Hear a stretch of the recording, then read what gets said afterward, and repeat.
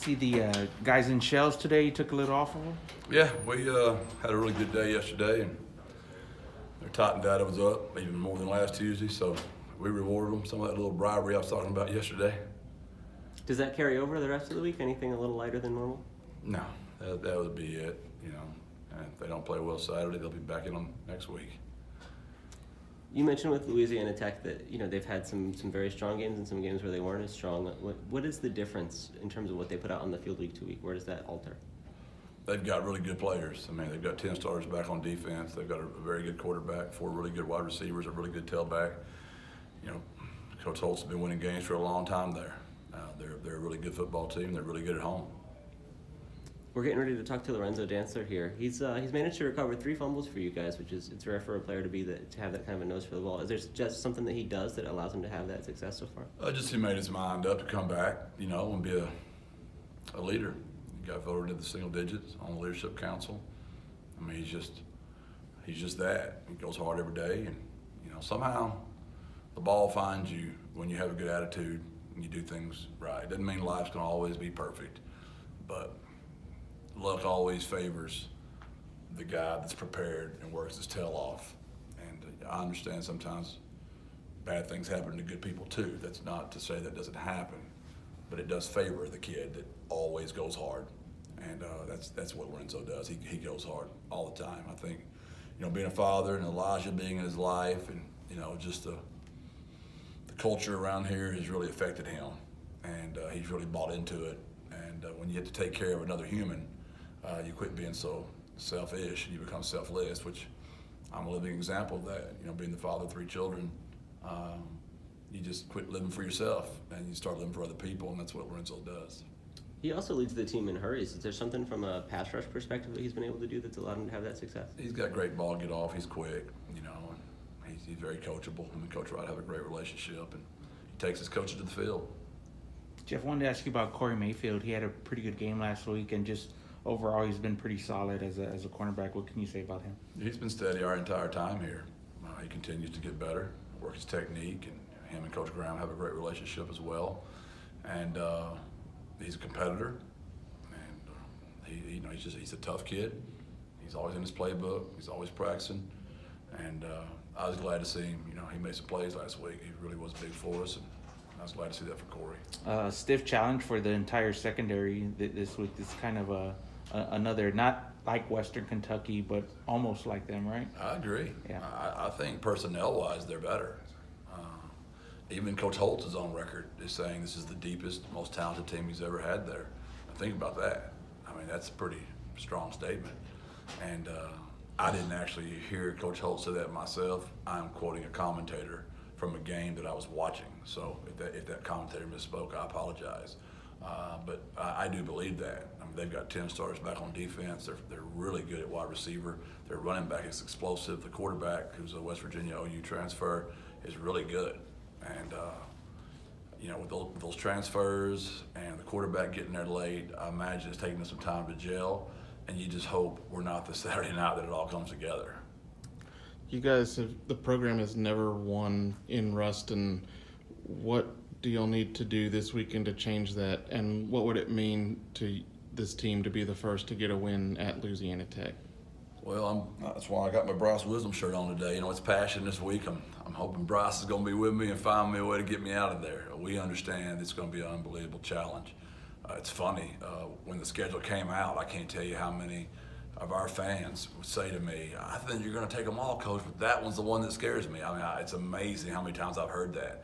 And I understand why, because of the tradition, homecoming, night game, the talent they have, the respect for their program, and it will take a Herculean effort for us to get out of there. But what I love about my team is anytime you tell them something they can't do, man, those suckers find a way to rise up somehow.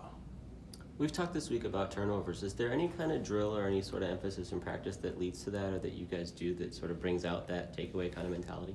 But every team talks about it, so I don't. It's the first thing we ever go over in every team meeting on Sunday. It's the very first stat we look at, and we don't. Defensively, we don't call them turnovers. We call them takeaways. So it's just a play on words, but it's a mindset. And offensively, it just comes from your fundamentals. I I mean, you have to chin the ball at all times. When in trouble, double. No BIJs, ball in jeopardies. We chart all that stuff, but every coach is doing that. So it's the players. I mean, our players get it done for us, and that's who it is. And when they play good, it's always going to be the players, and when they play bad, it's always going to be me. And I'm going to go that way until they take me out of this job. And they usually do. They usually take the whistle off of you at some point in our profession. But right now, it's all good. Jeff, I think the stats show Sticks is the #1 punt returner in the conference. Just how would you say he's done so far, just, handling those punt returns? It's the toughest skill in all the sport, I believe. So I have a lot of respect for any kid that'll go back there and do that. He takes a lot of pride in it. Our unit does too, and we've improved there tremendously from last year. It was interesting yesterday talking to BJ. He said that he's made an effort to sort of bulk up and be a more physical runner this year compared to focusing on speed in the past. Do you see a difference in his running style from last year this year? I would say confidence, just the confidence of the system. I mean, gosh, I go back and watch that game from last year, and we were just so bad. I mean, we were a bad football team. Now our kids played hard, but you could tell we didn't have spring. You can tell we didn't have summer. You can tell we were just a first-year coach, with his staff, and it was painful. So we're just all more confident. We're just every one of us, not just BJ. We're all just more confident. What's your interview schedule look like these days? Outside the normal stuff you do every day, like national and regional stuff, is it getting pretty full? It is, and I'm not gonna say no to anybody, right? At some point, I'm gonna have to pull back from that, but we're not in that point right now. We've had to make some changes. Just James and Coach Brown have had to do a much better job of keeping me on point. It's pretty full, and I'm not going to turn them down just because it's good for all of us right now. And I've got a great staff that does a great job, and I'm in all the meetings, and I try to schedule it during my lunch break. I try to schedule it, in the evenings when I'm giving my other guys a dinner break or whatever. So I don't want to miss football.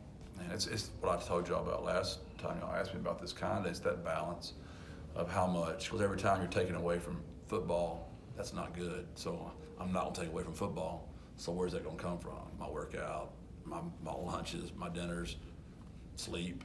I mean, there's only so many hours in a day, and that's why we need open week to get here. We just need to get here.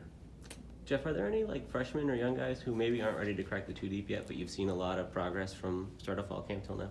Tons. We hope to redshirt 20 of them. We are very intentional. We hope to redshirt some guys from our first class because the last year didn't count. So if I redshirt them this year, you're talking about having those kids 4 more years. So there's a really good chance we could redshirt 20 of this year's class and maybe 6 to 7 from the first class. And that's gonna really bode well for us in 4 years, because we're gonna have a really veteran, big, strong team with a bunch of degrees. We hope we're working on our masters. All got bachelors by then. What does that do to the recruiting class? Obviously, this year's going to be kind of small, right? Does that affect those numbers? We just don't. I haven't really looked that hard at it yet. We've been intentionally very slow. I'm sure. I don't look at the rankings, we can't be very high. We haven't taken very many kids, but that's been very intentional. We were expecting to have a good season. We were expecting that this was not to this degree, maybe, but we were expecting success. So we thought we'd start getting quite a few kids that want to come play for us. That is happening. We had 106 recruits here Saturday, 104 on our facility. Now that's some stuff we got to get better at. We got to get some personnel to handle all those recruits. I mean, Joe Price does that by himself. You can imagine the work Joe put in Saturday with all those parents, getting them parked, getting them a lanyard, make sure they're taken care of, food. It's a lot of work, and it's exciting to have 106 recruits here. It's also a lot of work. Cool.